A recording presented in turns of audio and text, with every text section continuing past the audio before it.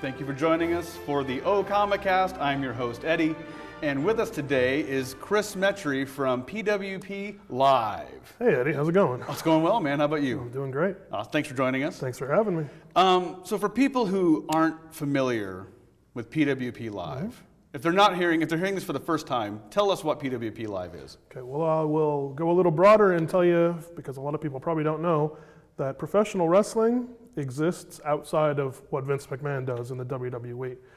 There's independent professional wrestling all over the world, including right here in Omaha, Nebraska. So basically, like, you'd call it an indie band or indie whatever. Indie wrestling is a thing too, which just means we don't necessarily work for any one thing contractually. So we do what we want. We have wrestlers who work for us, work for different companies. You can kind of just do whatever you want, and we do our own little thing on a smaller scale. We do the same thing WWE does, but on a smaller, more local scale. That's awesome. Yeah. Where do you guys typically wrestle here in So now, for the past, almost 3 years, we've been almost exclusively at the Waiting Room Lounge in Benson. It's 62nd and Maple. Primarily a concert venue if you've never been there. But because they're a concert venue, they have a really impressive sound system and lights and a fog machine and everything, and we get to use all of that when we're there. So that's awesome. Really ups our production value, so it's really cool. And how long has PWP been going on? PWP has been around since May of 2005. Whoa! So 13 whole years. It's a teenager now. Yeah, it is. It's growing up. Getting little beard hairs. Yeah, a little bit, just a little bit. So for 13 years, how many wrestlers did you start off with in the very beginning? Oh, in the very beginning, probably maybe 12, of which I was one. Nice. So yeah, and it's grown. We have, I'd say 20 to 25 consistently now, and sort of a revolving thing. We'll use someone here and there. We might not have them on every single event, but yeah, 20, 25 typically. Now with the pro wrestling that people might, like you referenced the WWE and all the other previous iterations of that organization, there's a storyline and there's all these types of like arcs that happen. Is that something that happens within PWP? Absolutely. So they can do it a little differently because they have weekly television, whereas we just are typically doing one live event per month. Okay. But we still definitely do that. We've got rivalries and storylines, as you said, for lack of a better term, that they progress, they grow, and they go on for however long it might be. It might just be for the course of one night, might be over 2 events, might be 6 months. So, and then we finally have a big culmination, and that's what really builds the excitement. This like epic narrative that comes to a... Yeah, absolutely. Yeah, there's no better way to put it than that. That's what it is. You mentioned it was at the Waiting Room, and that's over in Benson, correct? That's right. Yeah. And with a venue like that, how do you guys handle like some of the larger, like what's your crowd turnout work with a venue like that? It all depends, because we have the ring, which does take up a lot of the space. Is that on the stage? It's in the middle of the floor up against the stage. Okay. And we've got crowd on 3 sides, and the stage on the 4th side. Oh, cool. So it depends. We do a lot of weeknights there, so it can be a little tough to get people to come out on a weeknight, but I'd say, on a bad night, we'll still put at least 75 people in there. That's a lot. That's awesome. It's pretty good, yeah. And then on a bigger night, we'll definitely get a couple of hundred in there. So that's awesome. Yeah, and with the ring in there and a couple hundred people in a fairly intimate venue, it looks like even more, which is cool. So it's a great space. It's a very cool space, and like I said, the lighting adds so much. It's just, I love it there. It's just great. Now, speaking of venues, you guys are going to be at OComicCon. And I wanted to talk a little bit about this. Tell me about this, Chris. So this is the OComicCon Pop Culture Championship title, which we've had specially made for OComicCon this year. Look at this. Yeah.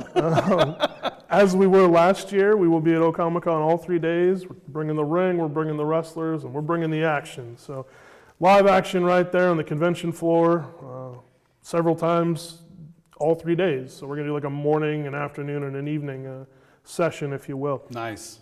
So I think on the first day, we're going to crown the first ever holder of this championship. So it's to be determined on how we're going to do that exactly, some kind of a tournament, I would think. But then, I think from there, once we have the first champion, that champion will defend it throughout the rest of the convention, and we'll see what happens. But it's going to be pretty cool and exciting. So it's absolutely amazing. So for the entire weekend, this is going to be the prize that's going to be coveted. This is what we're fighting for. Oh, That's I right. love that. How fun!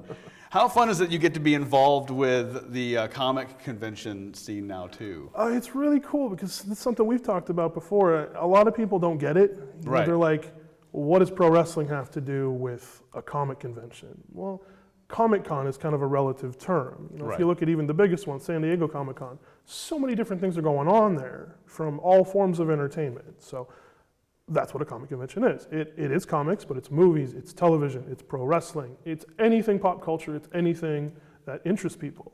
It's a celebration of pop culture. Exactly. Yeah, And that's the wrestling fun fits part. in perfectly. You had said this once before, where you had said that this is so much more like a comic book than people may realize at first. Over-the-top characters. Well, exactly. It's, Yeah. you know, for lack of a better term, good guys and bad guys, and a reason to fight, and things like that. So yeah, it's definitely a story, and that's really what we do. Whether it's just in one match, or all the matches throughout one evening, or stretching out over several events, we're telling a story. And so, I mean, if you look at it that way, it fits in perfectly. And then pro wrestling guests at comic conventions have become a really big thing, and we're doing that again this year with Comic Con. I got Scott Norton and Booker T coming in, so yeah, it's going to be awesome. I'm really excited. So Chris, tell us where people can find out more information about PWP Live. Okay, so social media is taking over the world. This is how you keep tabs on anything. We do still have an old-fashioned www.website. What?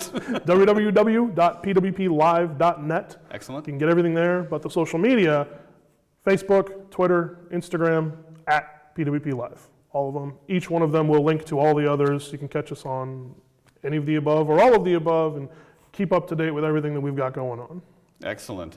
Well, thank you for joining us in this episode of OComicCast, and thank you for watching.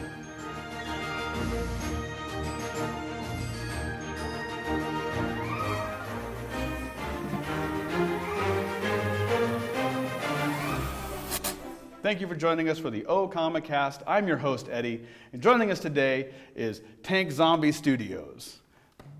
Hi. How are you guys doing? Fantastic. Doing well. So tell us a little bit about how Tank Zombie Studios got started, guys. Well, I guess it all started, Jesse and I are both art teachers, and we taught together in Fremont Public Schools. I taught middle school, he taught elementary, so we got forced contact because we taught the same department. 2 years later, we realized that we both were into comics and comic art and cartooning, and started running with it. And we were both doing web comics at the time, and it became obvious that that would be kind of our co-banner name would be Tank Zombie Studios, because I did a comic about a tank driving monkey called Tank Monkey. As one does. And he did one that was called Zombie Oaks. Oaks, which was based on the zombie next door named George. Oh my gosh. Tank Monkey's origin is epic. He's kind of like a like a World War II kind of situation where he's like a super soldier monkey. And they're like, send in the monkey.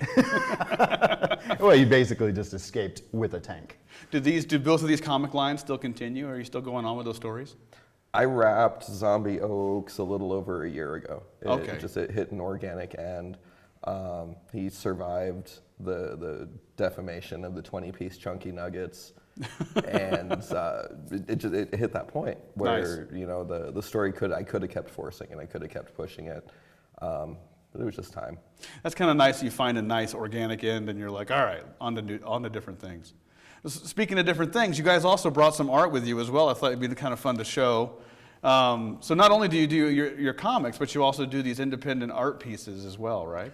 Well, like our table is kind of a mashup of our two ideas, and so a lot of times what people come to the table for is a mashup of something. So something that they love from their childhood mashed up with something that they're currently into. Sure. And so, like for example, this one, My Pet Monster, mashed up with Where the Wild Things Are.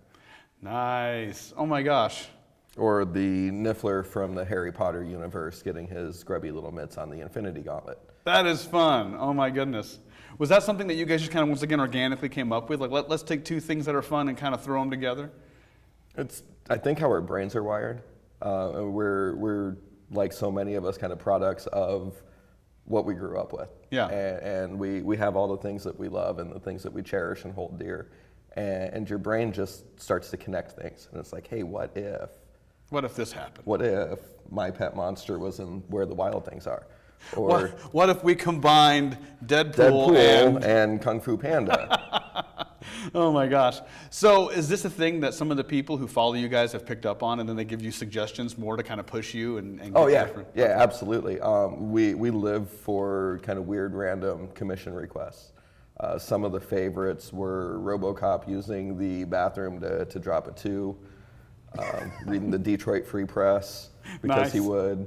I don't know, what were yours, Jesse? Oh, I had a Rick and Morty commission, which was also mashed up with a independent film called Eraserhead. Okay. And so that was a pretty bizarre, outside of the box kind of thing. I had a personal request for a Are You There, God? It's Me, Margaret. Okay. Mashed up with Carrie Fisher. Oh my God. Like, if you can think it, then we can probably make it within the, within the realms of decency. But People are just trying to break your brains at this Yeah, point. They're yeah, not yeah. even they're not even helping at this and point. we're like, bring it on. We'll do it. We'll do it. So when you guys go to for a convention like Comic-Con, do you guys do you have people when they come up to the table and make requests? Do you start generating that art right there at the convention? It depends on like what size they want to do. Things that are a smaller size or like a 5x7, that's something we can do pretty easily, and we just kind of generate a list of the things that we need to do. If it's a little bit bigger, then we might book it for outside of the show. Mm-hmm. But generally speaking, we can do some pretty big pieces and get them done during the show. Or you burn the midnight oil and chug 3 Red Bulls on your drive home and crank out an 11x17 piece overnight. Oh my goodness Done that. gracious. So here's a question too. When you guys, before you come to the event, do you have items that you know are going to be like requested a lot of, so you kind of front load and do a whole bunch of that particular thing, and then get that and bring it there? You always think you know what you need, and you always front load, and you always beef up. If you're doing a British theme show, you do a lot of Doctor Who or things like that. Sure. And then you sell everything else. Oh, nice. So it's, Yes. Oh, that'd be amazing. we always have a lot of everything. Oh, wow. And there's stuff that you rejuvenate and you replenish frequently. Baby Groots are left and right. Right. If you make it, somebody's going to pick it up, kind of a thing. If you make it, they will They will buy come. it. Yes, yeah. What about now? It seems to me you guys are selling originals. Do you do prints at all, or is it all original art that you're selling? A little bit of both. Okay, cool. Yeah, we have probably make it probably within the, 15 prints a piece My that we goodness. put out in a big flip book on the table. And But a lot of people like that handmade aspect of something that's original. So Right. we try to offer something in a lot of different sizes. And so price that- points. Yeah, so Yeah. that people can afford to take it home. That's smart, because how many times have I held a print when I'm like, I'd buy this, but, and then, you know, if it was smaller or black and white, then I could do it, but this is just too much. And it's an actual painting, even Right. if it's only this big, I've noticed, have you noticed that when people get a print over an original, all of a sudden their whole demeanor changes, like, oh, this is an original. I can't- Yes, yeah. The smiles get bigger. Yeah, how fun. So tell people about how to find you, like where are you guys based out of? we're fairly local. I'm in Omaha and Jesse's in Fremont. Okay. So we're at a lot of the local events, Comic-Con, British Fest. We do Constellation in Lincoln every year. Yep. Free comic book day. Free Comic Yep, Book Day Free at Comic Book Krypton. Day. Yep. Wouldn't miss that one. Yep. We do a lot of shows at One Stop Comics in Fremont. Yeah. Jared, who runs that shop, opens it up for the day usually, and we'll pop down and do some art and do some punning and have some fun with people stopping in there. Oh my goodness, how fun. And social media, people can find you on Facebook and Twitter under Tank Zombie? Tank Zombie Studios on Facebook. We have we each have our own Twitter profiles that we maintain, but the Tank Zombie Studios Facebook is the best way. I can't imagine when people search for Tank Zombie that there's anybody else that comes up. It's just, I it's think just we're the first. I think we're number one on That's the goal. in Google right now. Ears open. It's a pretty specific search, but yeah. And so you had said you had finished that comic line for the zombie Correct. portion, but Tank Monkey is still Yeah, going? well, I have failure to wrap. It's Okay. the opposite of failure to launch. Ah, Yeah. So it's on hiatus currently, but yeah, no, there's more Tank Monkey to be had. It just isn't happening yet. just stay tuned, everybody. Yeah, stay tuned. Same Tank Monkey channel. So current projects, Axton, what are you guys working on at the moment? Well, right now I'm early on in writing and drawing a new comic that will be releasing episodically, traditional floppy format. Nice. Titled Deer Hunter, which is about a reluctant slacker of a convenience store clerk set in the 90s. Oh, wow. Who inherits the helm of Demon Hunter through events outside of his influence. I like it. So, And I like to play on words here. that was actually Jesse's idea as I was scrambling, trying to think, what do I call it? What do I call it? Nice. He's like, dude, Deer Hunter. That's amazing. So Deer Hunter, and is that going to be released anytime fairly soon, or are you looking at a hopefully in the next? I'm looking at a hopefully this fall to be able to get the first issue drawn and lettered and edited and printed. So upcoming. Upcoming. Exciting, my goodness. So check these guys out on Facebook and Twitter, Tank Zombie.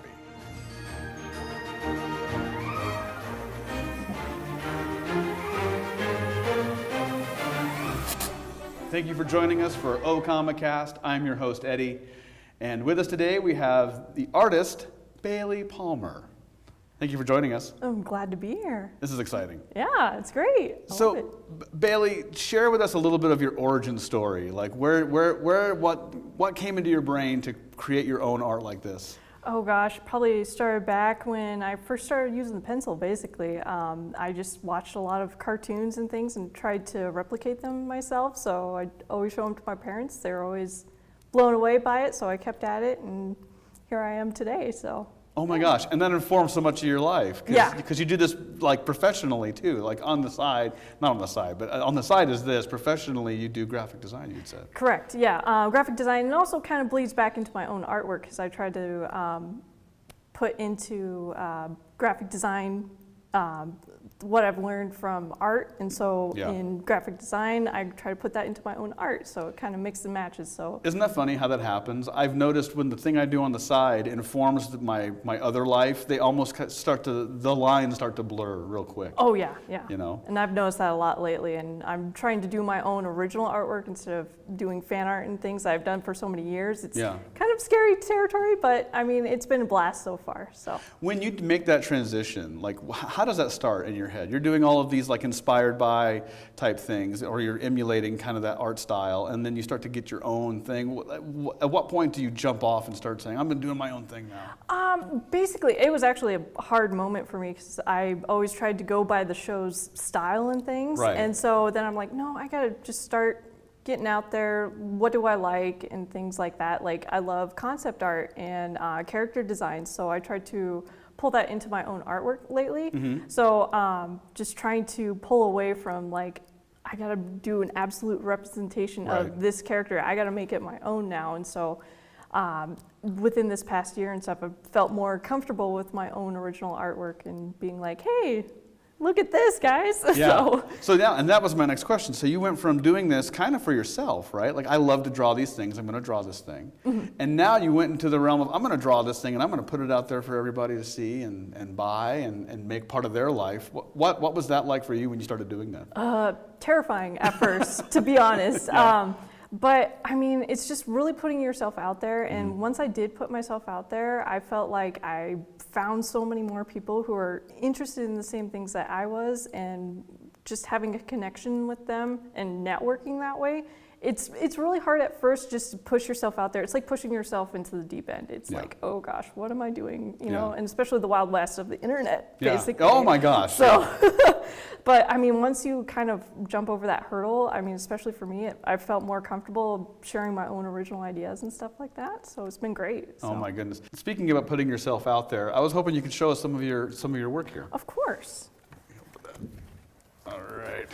So basically this piece has been that marriage of graphic design and illustration, putting it all into one, and plus I love Dungeons and Dragons, so I just had to make a piece dedicated to that. So this is basically what came out of it and stuff. Oh my gosh. Just some original artwork, really getting into the graphic design, illustration aspect of it, and plus I love Egyptian artwork, so I wanted to create something of the Anubis god since it was my favorite. And then basically one of these pieces was kind of the first fan art / original artwork because I love Godzilla, so I wanted to take my own spin on it. So it grew into this and many other pieces like that. What I'm loving here is I'm seeing like you have some pieces that have like a lot of detail and some are that more like really cool like animated look too. Yeah, that's really awesome. And there's a lot of inspiration from like Disney animes nowadays, comic books, things like that that really inspire my artwork lately and things. So and this is some of the like actual like derived from other fiction. Yes, yes. So like Voltron has been a big one lately, but also turning it into my own style instead of trying to replicate it exactly. So I mean that's been a great experience for me to do and an exercise basically. You can see your style in this too. Like it's not exactly pulled from that cartoon. Yeah. You know? And how I also approach it is this character recognizable from far away? Yeah. That's fine, but you know, it's my own personal twist on it too. So. Yeah, and you begin going into your own art as well, correct? Is that Yes. towards oh, there we go, look at that, right to it. Yes, so obviously the Pokemon, but like here we have more original artwork. Again, more of that graphic design kind of bleeding into it, along with more like children-friendly This is illustration amazing, stuff. look at this. Thank you. I love this, are you kidding? Yeah, like I try to mash two ideas together. Like I love cats and I love witches and mages and things, so why not a cat with a fish in a I love it, in a crystal ball. Yeah. That is amazing. So tell me, have you done other conventions at this point, or is this going to be one of your first conventions? Actually, I've been doing Comic-Con for this is going to be my 3rd year selling here. Oh my goodness. Selling at it. I've attended all 4 years since it started, so it's been great Oh, so wow. far. But this is the only convention I've ever sold at and things, but it's really great. I love the atmosphere of it. So. For your first year, how was that for you when you first went there? Like, For attending Yeah. attending, it was great. Yeah. I mean, I went with a bunch of friends, but actually selling there for the first time, it was very intimidating. Yeah. Again, because it's like you're putting yourself out there for the first time, and most of it at that point was mostly fan art. So this year I'm doing more of my original artwork, so that should be a whole new experience for me. how so, exciting. Yeah. So how would people get a hold of you if they want to get a hold of you for art, or do you do commissions as well? Yes, I do offer commissions through my email or any of my handles on social media and things like that. You can look me up at Art of Bailey Palmer anywhere basically.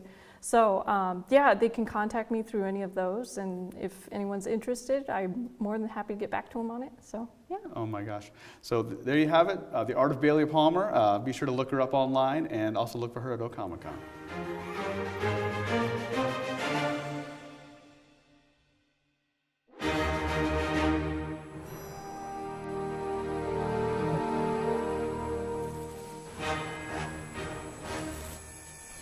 Hello and welcome to the Comicast. I'm your host Eddie, and with me today is Pat Pleiss of the Paranormal Dads podcast. Thanks for Hi, Eddie. Hey man, how you doing? I'm doing well, thank you. Now, tell me a little bit about your. Let's get into your brain a little bit. Tell me about Paranormal Dads, the podcast. Well, it all started when humans crossed the Bering Strait back 15,000 years ago. Good. They crossed into the Pacific Northwest and they stumbled upon Sasquatch. No, but seriously, the three of us, you and I and another person named Andy Myers, we got together. You and I have been friends for a long time, and you and Andy have been friends for a long time, and at one point, the three of us got together and started hanging out.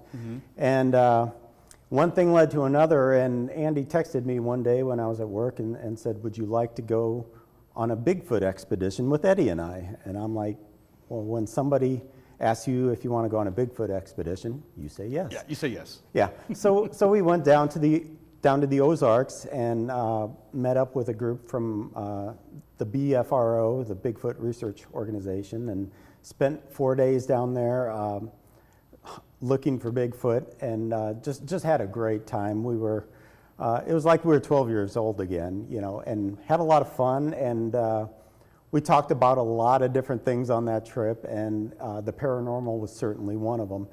And we decided at some point maybe it would be fun to do some kind of a creative project together relating to the paranormal. And maybe about a year later, you called us up and said, okay, guys, we're going to do this. We're going to put a podcast together. Next thing I know, we're sitting in Andy's office recording the very first episode of Paranormal Dads. Yeah. Maybe give us a little bit of background on your fascination with the paranormal, and maybe from what you know of your experience with Andy as well, like where you guys are coming from on that. Well, a lot of my background kind of stems out of pop culture. You know, I was a child of the 70s, and I grew up watching Bigfoot on the Bionic Man, and there were a lot of movies in the 70s in the theaters about Bigfoot and the Bigfoot phenomenon. And then, you know, also there's movies like Poltergeist and Ghostbusters and the X-Files, things like that. Kind of a heyday for I've paranormal, always yeah. been kind of fascinated by the paranormal. And so I spent a lot of time camping as a kid, so you always wonder what's rustling out there in the bushes. And, you know, that's kind of where I'm coming from. It's just, you know, I've always been one that I don't want to discount anything, right. but it's just kind of it's a lot more fun to think about these sort of things than to say, oh no, this couldn't happen, this doesn't exist. What I think is kind of funny too is when we'll get an email or a listener will contact us and A, you know, share their thoughts, but then B, have something that they want to share about it too. It's very cool to see. Yeah, and that's always the fun thing about this show is when people reach out to you and offer their experiences. It's kind of interesting. I mean, we've had people contact us from not just from Omaha, but from around the country, and you know, you never realize what a reach you have when you have something like this on the internet. You know, anyone from around the world could potentially find you. Exactly. So it's a lot of fun. The passionate Paranormal Dad listener base in Germany, you know? It's like, Right. Who knew? That's right. So what's new for Paranormal Dads? What's coming up? What's on the horizon for you guys? Well, of course, we're going to be at Omaha Comic-Con this summer. We'll be having a small table and looking forward to just meeting some of our listeners and hopefully picking up some new listeners and sharing some stories with people.